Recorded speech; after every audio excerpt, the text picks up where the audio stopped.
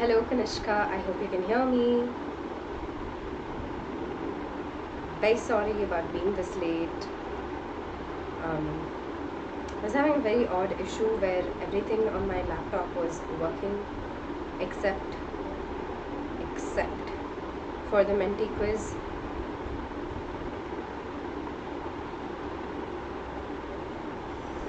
It is supposed to be working, but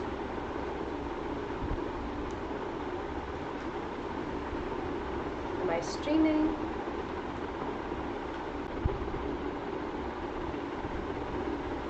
Okay, Kanishka, I see that you've put up like the buffering sign, but I hope you can see me now.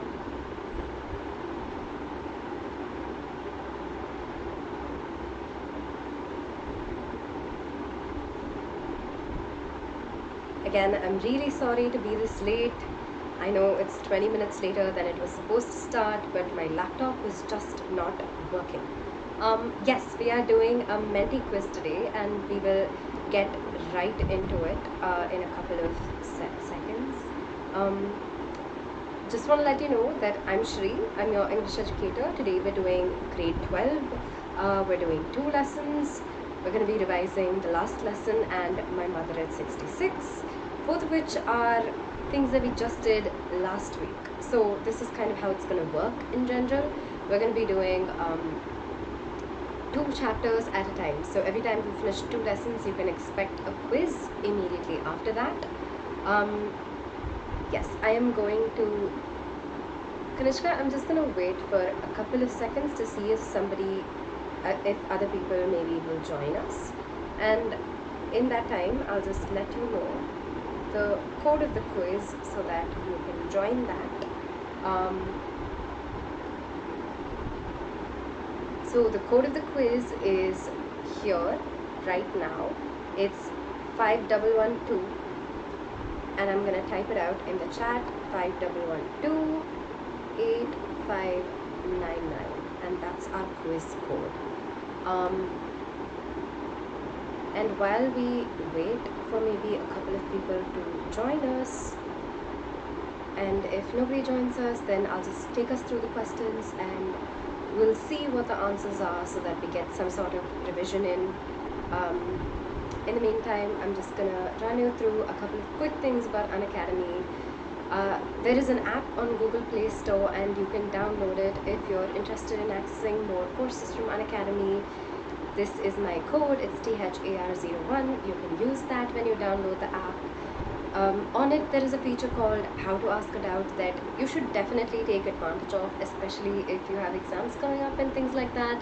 If you have queries and you want to get answers about them, you can basically just click on this and you can ask a doubt, and people will definitely get back to you on the doubt. You can also subscribe to Unacademy Plus.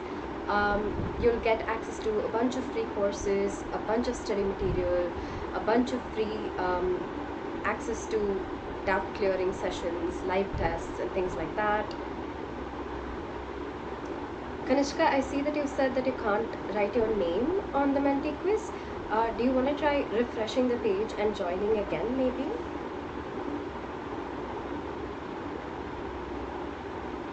Let me know if that works, okay? Okay, while Kanishka does that, I'm gonna keep talking about the Unacademy Plus subscription. These are the prices based on the durations for which you take up the subscription. As you can see, it's 1,042 per month if you take up subscription for 2 years, which is a lot cheaper than, say, taking it up for 6 months. There is also something called Unacademy Iconic, and that is for you if you want a personal mentor, someone who will work closely with you and help you get your doubts cleared, work with you on your study material, even interact with your parents and give weekly reports to you. So that's Unacademy Iconic. So Plus and Iconic are different in that with regard to Plus, you'll still be meeting people in a group, and with regard to Iconic, you'll get one-on-one attention. And again, these are the prices, and here you can see that 18 months is cheaper than 6 months and 24 months is cheaper than 6 months too. So this is something that you can keep in mind. I also want to let you know that you can use my referral code if you want to get these subscriptions, and my referral code is THAR01. Kanishka, I'm wondering if you have maybe been able to sort this out and get yourself signed into Menti. So how you do this, in case you haven't done this before, is you go to menti.com and you just put in your name, and I mean you put in the code first and then you put in your name, and you should be good to go. Okay.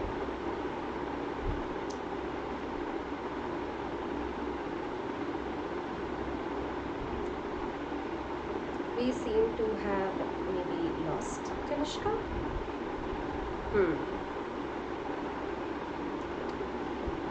Okay, well, one thing that I can do is kind of take the quiz myself, and that way we'll still get some practicing. So let me look into doing that. This is going to be the funniest thing I've done in a while. That is okay. The code is 5112 8599. I submitted the code. Okay, and it shows me the page. Hello Akash.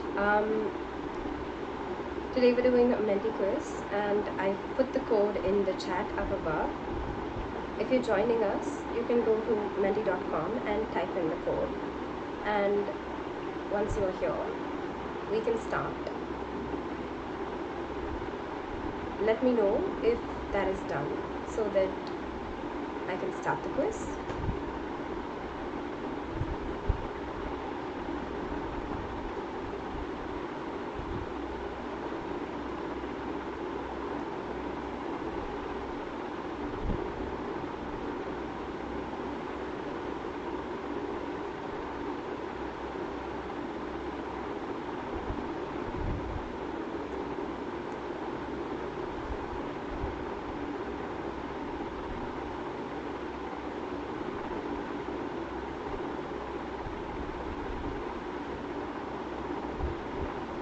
Okay, I'm going to go ahead and start the quiz now.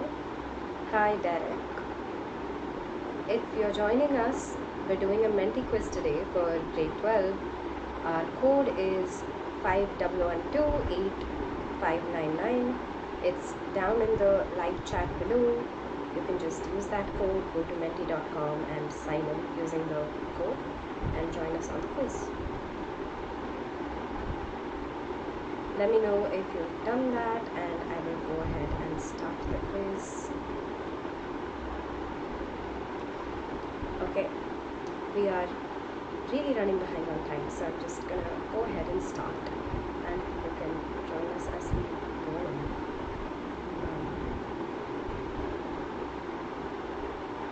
So we have a single player who has a very confused emoji. Okay, so starting with a very simple question, which is, where is the last lesson set? You are thinking, okay, yes, mystery person who is taking this quiz, you are correct. The last lesson is set in Alsace. So what we're going to do for the next set of questions is that we're going to read this extract, and we're going to use this extract to answer the questions. So take a couple of seconds to read this, and then I'll move into the questions for this extract. Actually, I'll read this out for you, and then we'll move into the question together.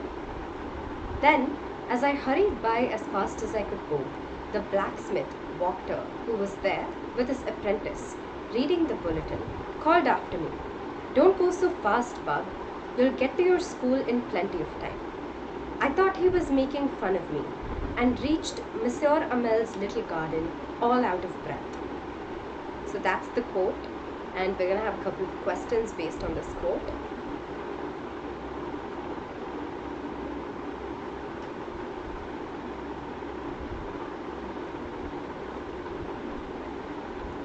Hello, Mayank. We're doing a quiz today. The code is in the chat above, and we are just on the second question, so you can come join us. Yes, it is Alphonse Daudet, indeed. That is the author of the extract. I'm just showing you the quote again one more time, and then I'm going to go into the question, the next question related to this quote. Good evening, Derek. Okay, and our next question is,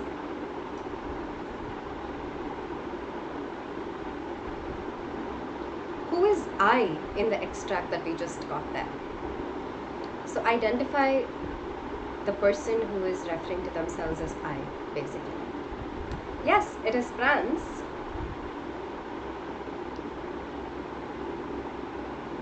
Okay, the extract again, and question number 4. Why does the narrator, why does Franz think that Wachter is making fun of him?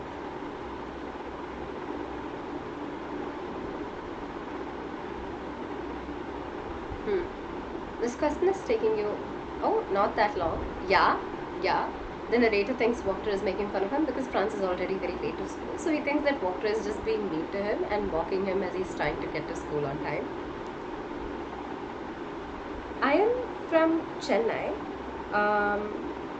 We are doing a quiz today. I just want to let you all know because it seems like we have a couple of people here.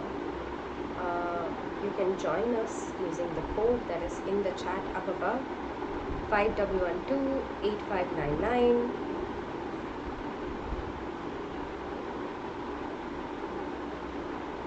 Okay, so one of the last questions linked to this quote.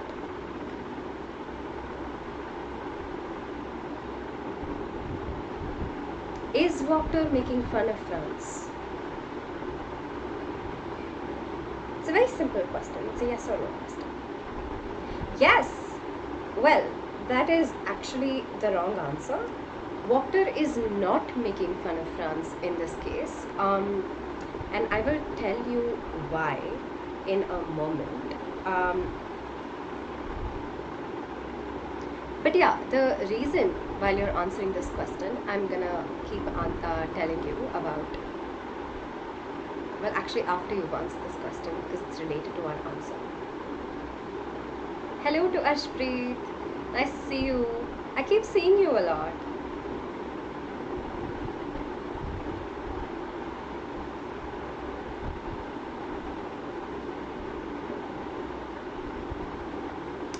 Yes, so on the bulletin board that particular day, what is up is an order from Prussia, which has taken over Alsace, that basically says that French can no longer be taught in schools, right?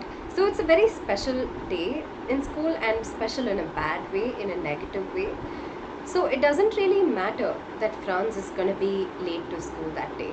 So when Wachter calls out to him and says, "Don't worry, bub, you'll make it to school in plenty of time," Wachter isn't making fun of Franz. Wachter is only saying, don't worry, today of all days, it's not possible for you to be late to school. It's the last day. It's going to be okay. Just get to school. So it's not really Wachter making fun of Franz at all. He's just read the news. He knows the news. So he's telling Franz, it's fine. You'll get to school.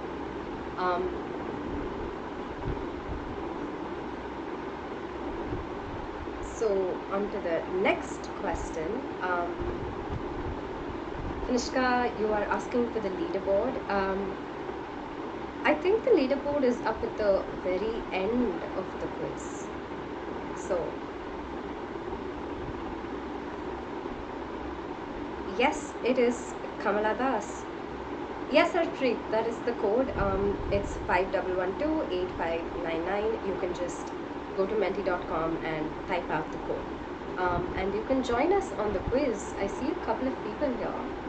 Are you all just watching us? That is okay also, but you are very welcome to join in. We have like 20 more questions to go.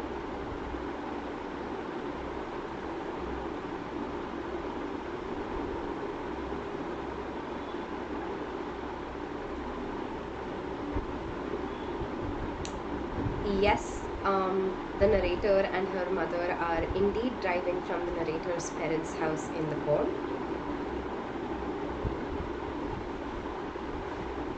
We're on question 9 of 27.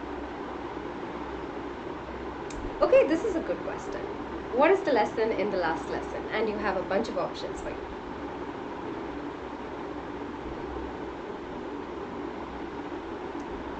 Okay, it's a good answer.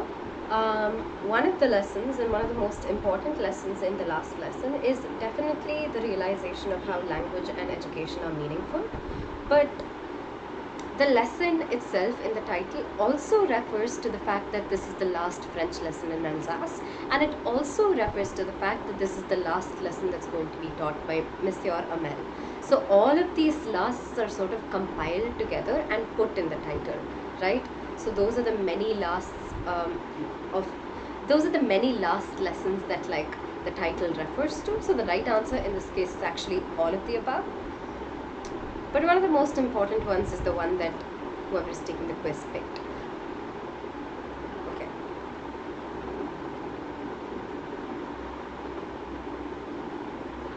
We're on question 10. Name the poetic device, pale as late winter's moon.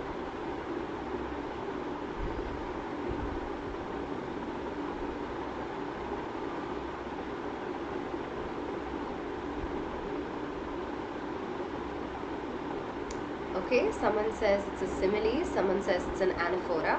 Whoever picked simile is right. So a simile is when two things are being compared to each other and they're being compared very directly, right? There is a connecting word between the two things that helps you see that the comparison is being made, and in this case the connecting word is as. Sometimes the connecting word can be like. So here something is being compared to a late winter's moon, and the something here is the mother's face, and that's the reason that this is a simile, because the comparison is being made and there's a very direct connecting word that helps us see that the comparison is being made. An alliteration is a poetic device in which the same sounds are being used right after each other, like stood still. So the sa sound, that's an alliteration. A metaphor is when a comparison is being made without that linking word. So she was a late winter's moon would be a metaphor. There wouldn't be that connecting as or connecting like that explains what the point of connection is. And an anaphora is actually a poetic device in which you have a poem, and if it starts with the same words, you know, each line. For instance, if it says in autumn, in autumn, in autumn at the start of every line, that's what an anaphora it would be, that kind of repetition. Hello to Aman. We are doing a quiz today. The code is at the top of the screen and you are welcome to join us. We are on question 11 of 27. This quiz is going a lot faster than the last quiz that I conducted.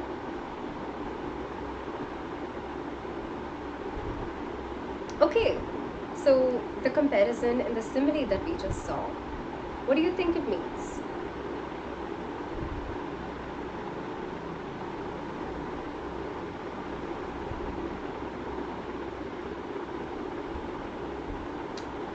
Okay, someone's picked the mother's face looks washed out, and someone's picked all of the above. The right answer here is all of the above, and let me tell you why.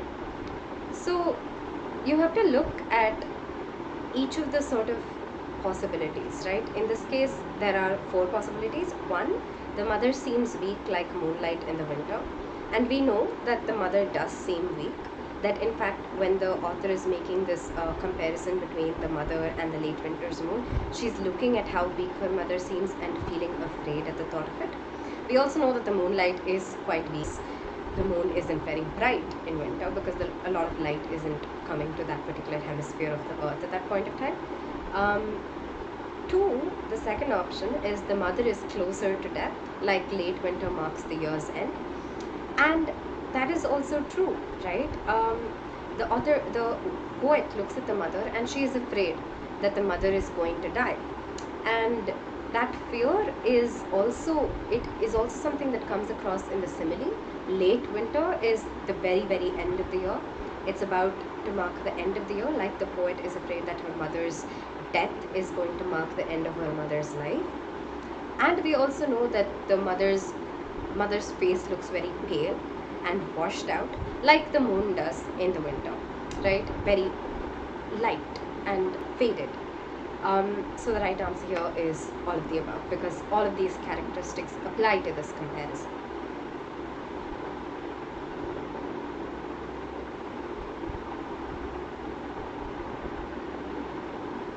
Hello, Kanishka.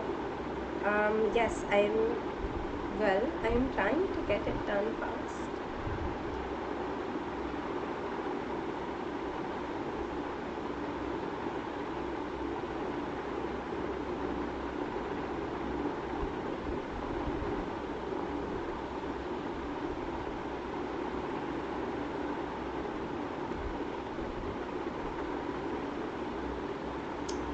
Okay, someone says alliteration and someone says repetition. Okay, I can see why you thought this was alliteration. Smile and smile and smile, right? But there is one exception to an alliteration, and that's when it's the same word. So when it's the same word, we don't consider it an alliteration. It's just when it's different words and the same sound that we consider it an alliteration. So in this case, the poetic device is repetition, which is just the same thing repeating again and again. But good confusion. You clearly were listening to what I was saying about alliteration. We're switching back and forth between both the lessons because, that's kind of how it will be in the papers.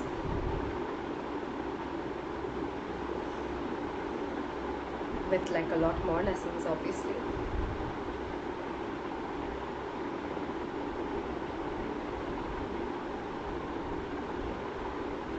Okay, I think I am really confusing you all with all the above options. This is also an all the above because in that little paragraph where Franz explains why he doesn't want to go to school, he gives 3 reasons, right? 1, he's already late and he doesn't want to get scolded by Monsieur Hamel. 2, he hasn't learned his grammar and there's going to be a test that day and he's afraid that he's going to do badly and again gets scolded by Monsieur Hamel. And another reason is when he looks around at the day and he's like, it's so pretty outside, why don't I just stay here? And all of those are reasons that are compelling him to stay out of school, except in the end he chooses to go to school. So the reason that Franz doesn't go is actually all of them.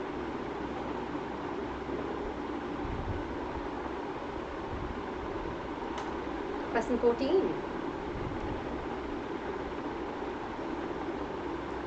Okay, on that particular day in school, which of these things does not happen?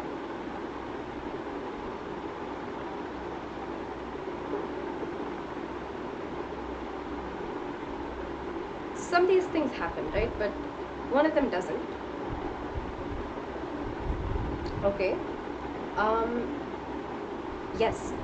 What is true about school that day is that it's very, very quiet, which means that there isn't any noise and chaos that particular day. So that is the answer for this question. And Monsieur Hamel is actually kinder than usual. Franz remarks on it quite a bit. He's surprised, for instance, when Monsieur Hamel doesn't yell at him when he's late and doesn't yell at him when he gets the quiz when he's reciting the participles and he gets it wrong immediately. He doesn't really yell at Franz, and Franz is surprised by all of these things, which says that Monsieur Hamel is actually being kinder today than he usually is.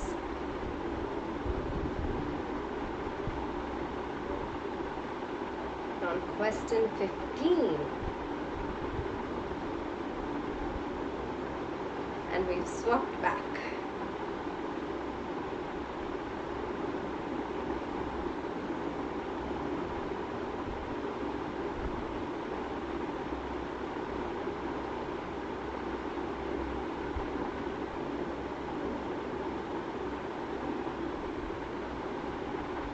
Yes, That is exactly the right answer. The poet says smile 3 times because she really wants to emphasize the fact that she's trying very hard to smile. It's not a very real smile from her. She's just pretending.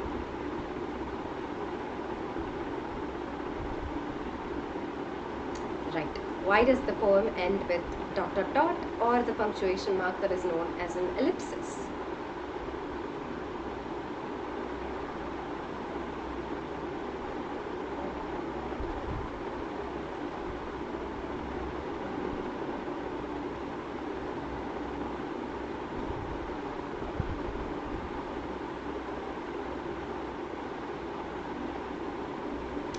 Okay, two different answers. So, I mean, the entire poem is actually a poem about the poet's fear, right? The narrator in the poem is really afraid that her mother is going to die, and her mother is aging, and her mother looks weak. And at the very end, she trails off, and that trailing off, that ellipsis, it's generally used to indicate that something has been left sort of unsaid. There's something incomplete about everything that's been said so far. And in this case, what's incomplete within the poem is that the narrator doesn't speak her fear out loud. Even in the end, when she is afraid that she maybe won't see her mother again, she looks at her mother and just says, "I will see you soon, Amma," and she smiles. And she leaves on that note, right? So there is a distinct something that has been left unspoken, and it's her fear. So that's why it trails off. So if you're going to explain that ellipsis and why it's trailing off, you'll be talking about that fear. So that poem's ending is actually a very deliberate ending, and the poet has clearly thought about how to end it, right? That ... actually has a lot of meaning in it.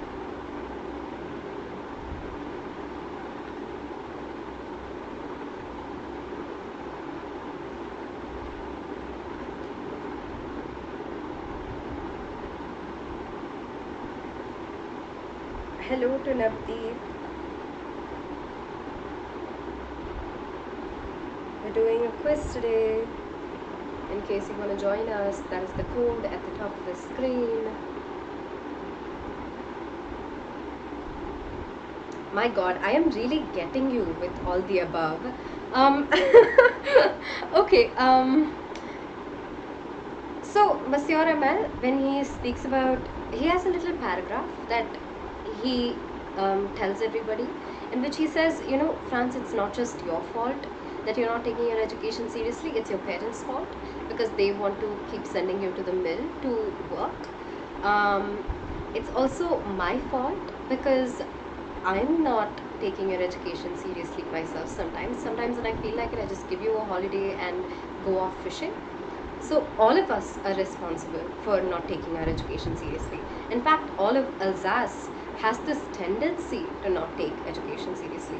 And it's actually a sort of remark on all of humankind, right? That tendency to procrastinate. When we think that, okay, we can do this tomorrow, or the day after, or the day after the day after. So it's actually everyone that he is holding responsible, and that's really interesting and different, because generally people hold just the person who isn't studying responsible and don't look at the rest of the conditions around that are maybe stopping them from studying also.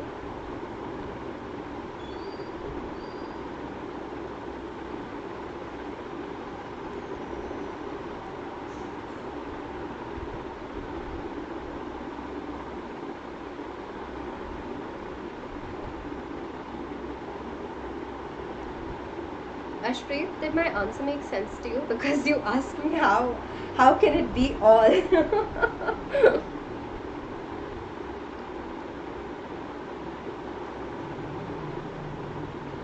Hello Hina, I'm good. How are you? Okay, which of these traits describe Monsieur Hamel as he was before this day? So we actually know nothing about Monsieur Hamel before this particular day, right? We don't know if he's rash or reckless. We don't know if he's humble or modest. We do know that he's definitely not kind and calm. And so all three of those are sort of options that we can't entirely know about. But one thing we definitely know from the way that Franz describes him as someone with an iron rod that he walks around with, who scolds everybody a lot, who has a tendency to get angry to the extent that Franz is even afraid of going to school because he might be late and because he'll get the quiz wrong. All of that tells us that Monsieur Hamel is strict and cranky. Cranky means angry, a tendency to get angry and annoyed and irritated very easily. And Franz even describes him at one point as cranky. So those are the traits that describe Monsieur Hamel before this day. So this day has actually also brought us a new side to Monsieur Hamel, which is him being a lot nicer to his students. We're doing another extract question. I think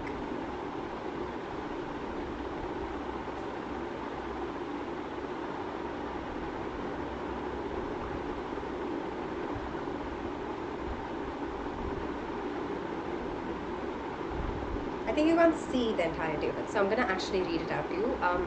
That day, Monsieur Hamel had new copies for us, written in a beautiful round hand. Franz, Alsace. Franz, Alsace. They looked like little flags floating everywhere in the schoolroom, hung from the rod at the top of our desks. Okay, I'm going to take us to the question for this now.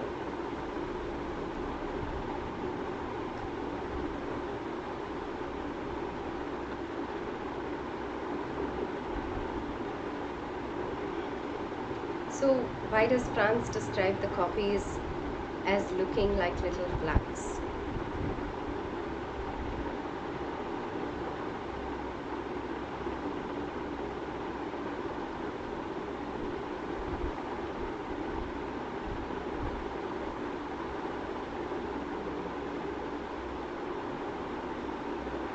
Okay. Two different answers that we've gotten, and the correct answer here is that there is a symbol of the connection between language and nationhood. And how do we know this? Does anyone want to tell me actually?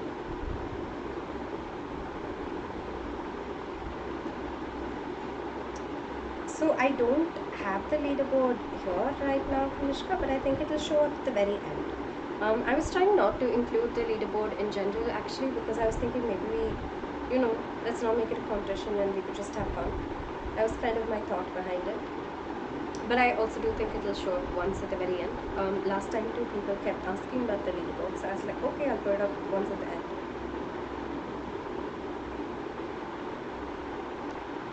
Does anybody have an answer for why the copies connect to the flags in this particular way, why they remind us of the connection between language and nationhood?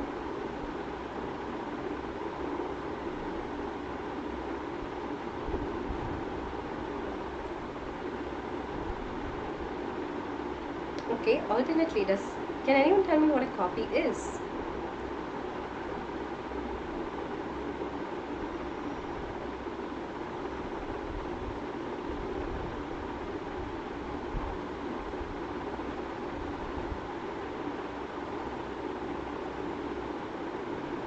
Okay, so a copy is, it's a sample of writing for everybody else to copy from, right?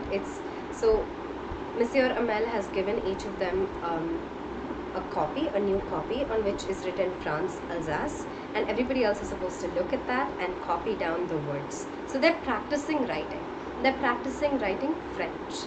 So language is right there, right? And what they're doing right now is practicing language. And Franz, the little boy Franz, connects it to the concept of a flag, because a flag is something that reminds us of a nation, right? Nations have flags. And in this particular case, there's a direct link because the act of practicing language is what's going on, and the flags are an obvious symbol of nationhood. But this is also a contextual understanding that we get, because all this time, throughout the lesson, in fact, the idea of nationhood being connected to language and language being important in order to stay connected to your nationhood, the idea that if you speak French and you know French, then you are actually French. That idea, that connection is what has been emphasized over and over again. So when Franz tells us that the copies look like little flags, these are likely the thought processes that are going on in his mind, because that's what's been talked about all this time.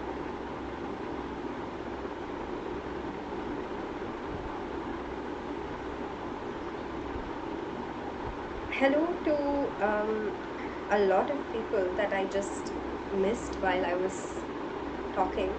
We've done like 20 questions, but you can still join us. And thank you, Ashpreet, for sharing the code. That was really nice of you.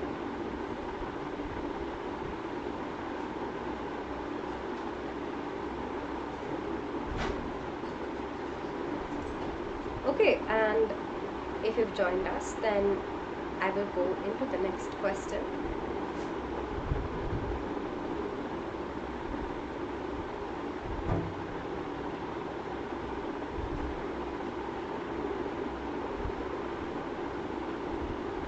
It's another poetic device question.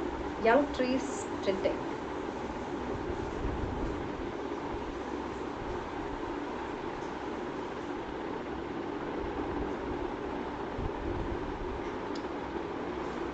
Okay, a wild variety of answers. The only thing you didn't pick is alliteration.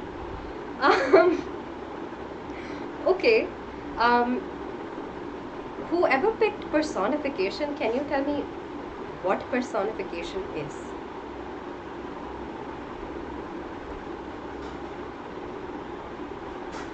Okay, Mansi, did you pick personification?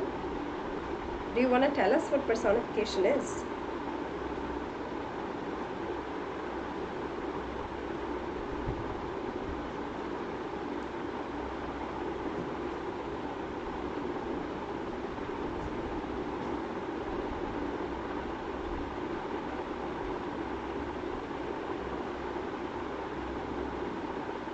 You all go suspiciously quiet when I direct questions at you.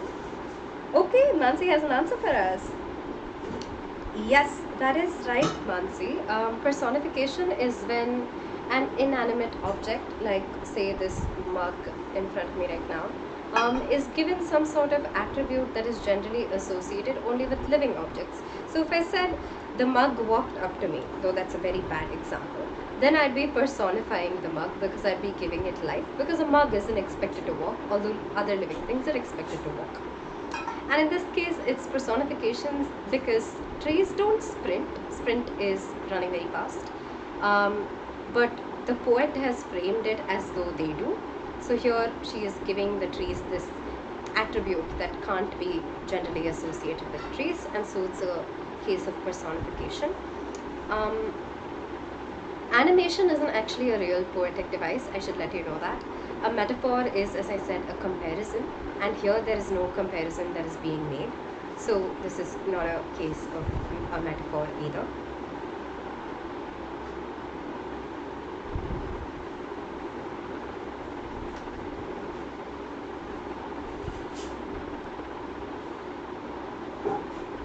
Okay. So in the poem, at this particular part, the poet brings in the imagery of young trees and merry children spilling out of their homes. And why does the poet do that? Why does the poem do that? What does that achieve?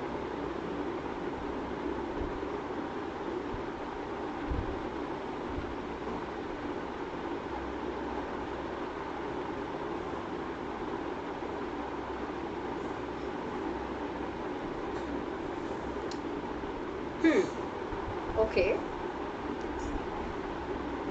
4 different options and 3 different answers. Okay, the answer here is that the poem brings in this particular imagery to draw contrast with the mother, right? How do we know this? We know this because until this moment, what the poem has done is describe the mother, who is sitting right there, as tired and very still. She's sleeping, so she's in a pose of utter rest, and in fact she's even been compared to a corpse, which is a dead body. So she is that still, and she looks that tired, and she looks that weak, right? And obviously she is quite old. She's only 66, but that's pretty old. So the poem has described all of this so far. And then the poet says, okay, I'm not going to think about this anymore. I'm going to look at other things. And then the poet starts looking at other things. But when the poet starts looking at other things, the way the poet describes these other things is as young and as merry. So life is in them. You know, they're sprinting. The young trees are sprinting, so that's fast movement. The merry children are spilling, which is again fast movement. The children, that's young, and the trees are in fact described as young. In fact, the young is even capitalized with a capital Y to emphasize and highlight the youth of it. And so youth and happiness and movement come in as immediate contrasts to that image that the poem has drawn of the mother. So this particular imagery serves to draw a contrast between the two of these things, and in fact it highlights how tired and still and exhausted and weak the mother is. So that's what's going on with regard to this particular imagery. I hope that's clear.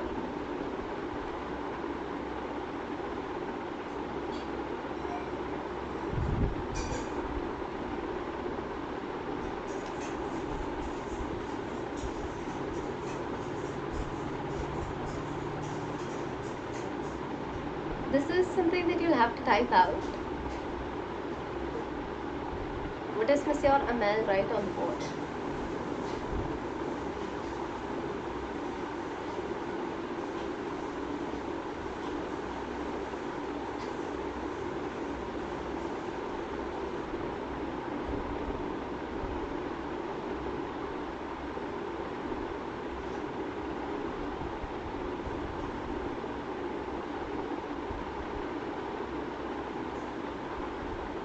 Okay, the right answer is Vive la France, and 2 people got it right.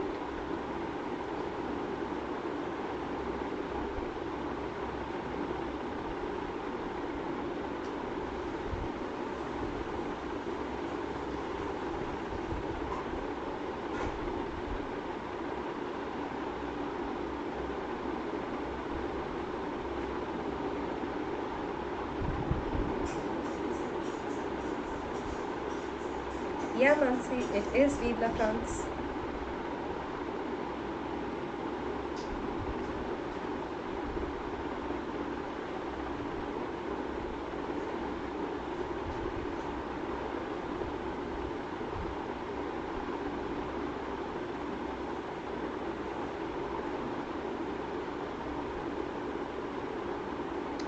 Okay, multiple different answers again.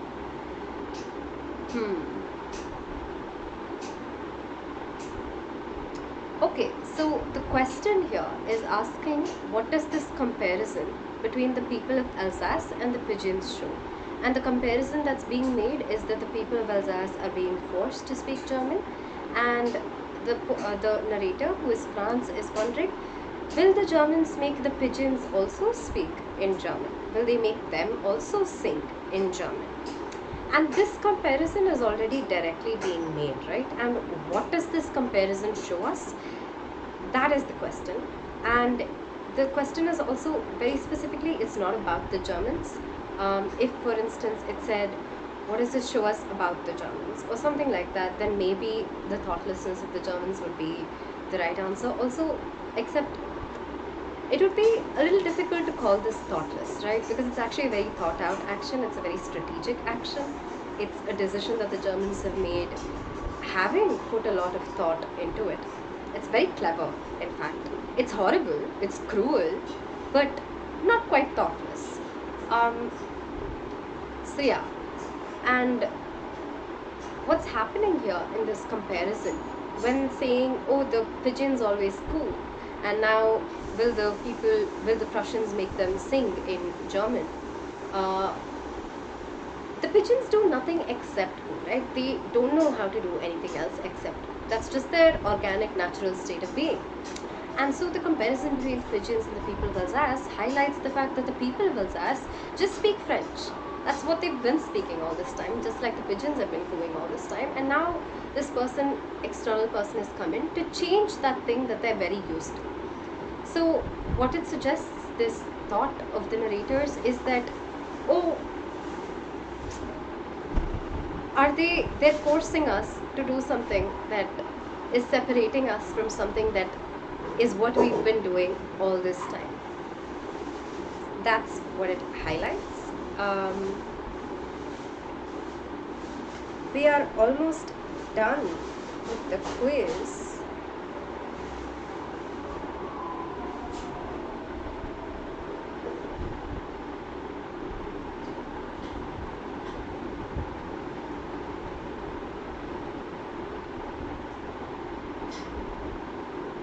So here you have to select 3 things. Okay, I didn't tell you that quick enough. But 3 of you chose the pigeons school. That's not what happens when the last lesson ends. That happens a little before the last lesson ends. So when school comes to an end, 3 things happen at the same time, right? The clock strikes 12, the Angelus, which is the church bells for prayer, they ring, and the Prussian soldiers trumpet below the window. So these 3 things happen, and all 3 of these mark the ending of the last day of school. They all just sort of magically happen at the same time, by which I mean that it's a way for the story to kind of make the moment very dramatic for us.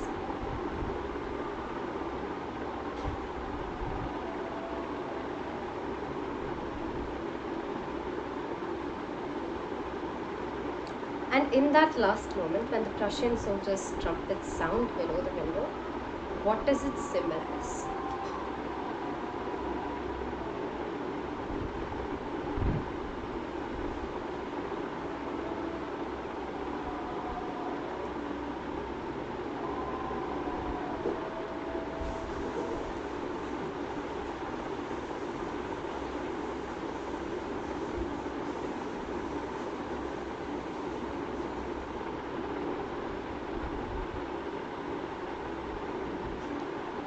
Yep, everybody got that right.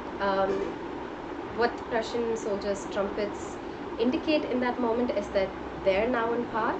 In fact, it comes together in such a way that it seems almost like their trumpet declares the ending of the class, right? So they're the ones who are kind of influencing what's happening.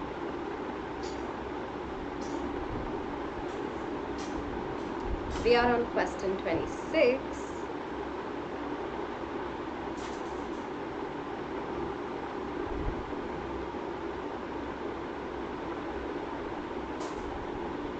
Something you'll have to write out, so there's a bit more time for you to write it out, I think.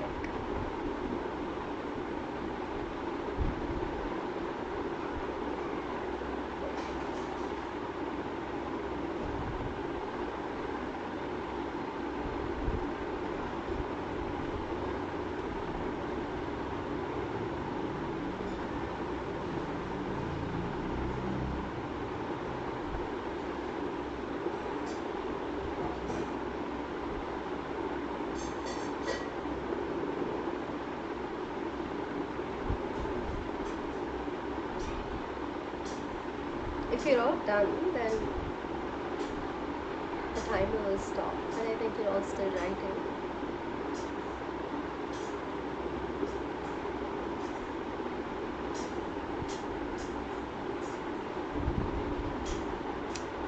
Okay. Yeah. Okay, that's not the only right answer, but it's not possible for me to put down more answers. But you're right on whoever said affection towards the mother tongue, you're right. That is definitely a key theme that shows up in the last lesson. I mean, emotions also do show up in the last lesson, but emotions show up in most things, so that can't exactly be called a theme that's specific to this text.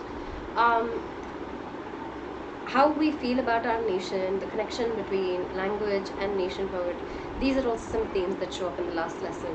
That regret, reproach, these are some things that show up in the last lesson, especially reproach of oneself for not taking one's education seriously and taking one's language seriously.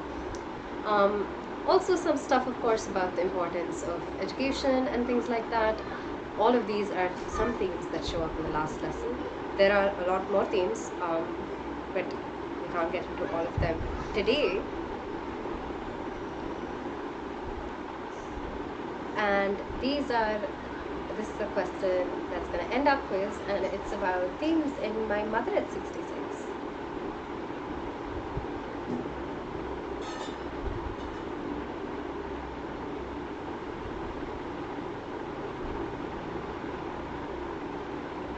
Okay, and we have 10 seconds to go.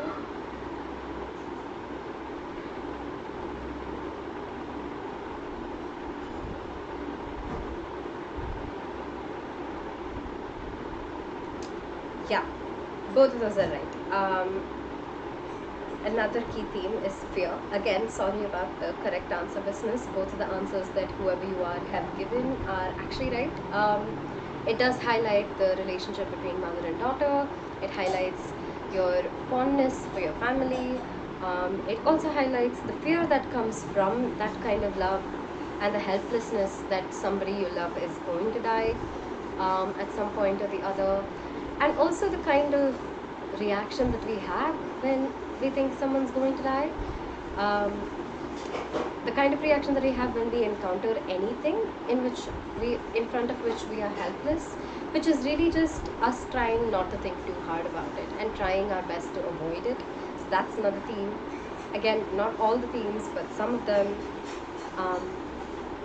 I am hoping the leaderboard is what shows next. It should, yes, there is a scoreboard, and yeah, those are your scores by the end of it. Thank you for all being here today and taking this quiz with me, and I hope you all liked it. If you did, then do leave a like. Leave me comments and feedback. I will be taking a look at all of that. But I think I've taken too much of your time and I should really go now. So, thank you. See you soon. And once again, thanks to all of you for being here and taking this quiz. Good job on the quiz, Kanishka, and good job on the quiz, all the rest of you also. So I will